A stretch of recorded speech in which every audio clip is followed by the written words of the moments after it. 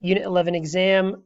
First three questions are all asking us the same thing. We're asked to figure out which is the correct step in calculating the area of the base of our given prism or pyramid. In question number one, we are given a triangular prism. As we see here that there is a base that is in fact a triangle. So in terms of how I'll calculate the base, how do we find the area of a triangle? That formula is base times height, where this would be the base and this would be the height of our base figure. So looking at my answer choices, answer choice A, or the one that has the 1/2 base times height, is going to be our formula.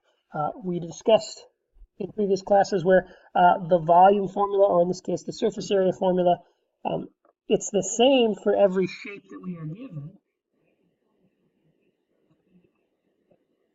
The area of the base, so it's consistent across each three shapes. However, the base value, the base formula changes depending on what shape we have. If we have a triangle, we will use the formula 1/2 base times height for our area of the base. If we're given a rectangular prism, we will use the formula to find the area of a rectangle, length times width. And if we're given a hexagon, we would use 1/2 a times p, apothem times perimeter. All right, so the formulas stay the same. Same thing with volume here. Volume equals base times height, base times height, base times height, the area of the base times height, the area of the base times height, the area of the base times height. It's just that what is that area formula? It's going to morph depending on which shape we are on. So take a look at question number two. We're given a hexagonal pyramid. The key phrase here is the hexagon. How do you find the area of a hexagon? If we come over here to pyramids, we think about a hexagonal pyramid. We know that the area of the base is equal 1/2 a times p. So come back over here. We would choose, in this case, answer choice C, or what has the 1/2 a times p. That's how we calculate the area of the base, which is in this case a hexagon. Number three, we're given a square pyramid. Key square, that's in general quadrilateral. How do we find the area of this square? We would do length times width. So that means we're going to choose, for the surface area, the base formula is going to be length times width. In this case, answer choice B, the one with length times width. This is really just about pattern recognition. Which is the area of the base? What shape is the base? And how do I find the area of that? Next question. Question number four, we're given the ratio of lengths and a ratio of surface areas. So the key phrase here being the ratio of the lengths and the ratio of the surface areas.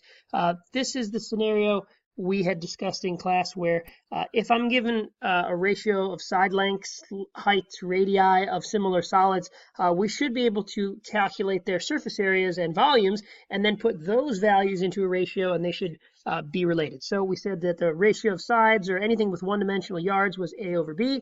The ratio of areas we would have is A squared over B squared by squaring our values, the top and bottom, numerator, denominator. If I wanted to go back, we would take the square root. And for ratio of volumes, we had A cubed over B cubed. So to go from sides, we would cube both the numerator and denominator. If I'm going backwards, we would take the cube root. So this graphic was helpful in kind of determining, hey, how is the ratio of sides, lengths, heights, radii compared to the ratio of surface areas, compared to the ratio of volumes, and we were able to move freely between them. So back to question number four, the ratio of lengths is 2 over 7, and we want to move to the ratio of surface areas. Essentially, we want to go from yards to yards squared, so we do that by squaring our numerator and denominator. To go from yards to yards squared, we square, so we have 2 squared over 7 squared, which gives us 4 over 49, so the ratio is 4 to 49. Question number 5, volume of the given pyramid. As you can see here, I've already done this problem. This is simply a problem application. We need to recognize that we are given a rectangular pyramid. We need to go find that formula from our formula sheet, which is volume is equal to 1/3 area of the base times the height. In this case, our base figure is a rectangle, so we use, to calculate the area of a rectangle, we do length times width, or 12 times 9, which gives us 108. I put that value back into the formula for the area of the base. 1/3 times 108 times 8 gives me 288. 288 listed there, had the wrong one highlighted, and there's my answer to that one. Question number 6. This is an SOL question from a previously given SOL back in the early, I don't even remember when. SOL, Aaron built a geographical model of the Washington Monument. The height of the actual monument was near 555.5 feet. Aaron's model is 505 millimeters in height. All right, so right off the bat, we are given two two distinct heights, so one for the actual monument and one for the model. So I know I gave you a sketch here, but I redrew the scenario here. We have a really big Washington Monument with the height, and then we have the small model with an additional height. The width of the base of the actual model is 55. We're asked to figure out what is the width of the model. Well, from this is not a ratio problem. So several of us tried to solve this problem using our ratios, but notice here I don't mention the word ratio anywhere in this particular problem, so this is not one of the ratio problems. This is just where we need to go ahead and create a proportion. So I've set up the ratio of the height of the Washington Monument over the width of the Washington Monument is equal to the height of the model over the width of the model. From here we're just going to cross multiply, and from there we can go ahead and divide by 555, which gives us an answer of 50 millimeters for our problem.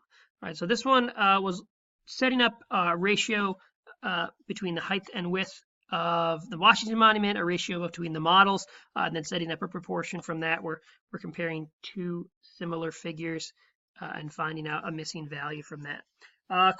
We're filling a sphere, and we're asked to figure out the minimum amount needed to completely fill the sphere. Filling is the volume, which formula is 4/3 pi r cubed, which comes from our formula sheet. We drew the sphere. It has a radius of 2 inches, so we can go ahead and substitute our radius in, and then simply solve, which gives us a volume of 33.5 inches cubed, or answer choice C. Question number 8, a fish tank is in the shape of a hexagonal prism, so we see that's given along the side here, and we're given some dimensions in the problem. Our height is 25, the base side lengths are 12, so notice we have 12s going all the way around our base, and the apothem, which we know is the distance from perpendicular to the edge to the center, that is going to be a distance of 10.5. What is the volume of the tank of water when it is 4/5 full? So volume of a hexagonal prism, we go back to our general form. A volume is equal to the area of the base times the height. For a hexagonal prism, the area of a hexagon is 1/2 A times P, which is the apothem times the perimeter. Once we figure out that value, we plug that in and multiply it by the height. So to find the volume is the area of the base times the height. Area of the base comes from 1/2 the apothem times the perimeter.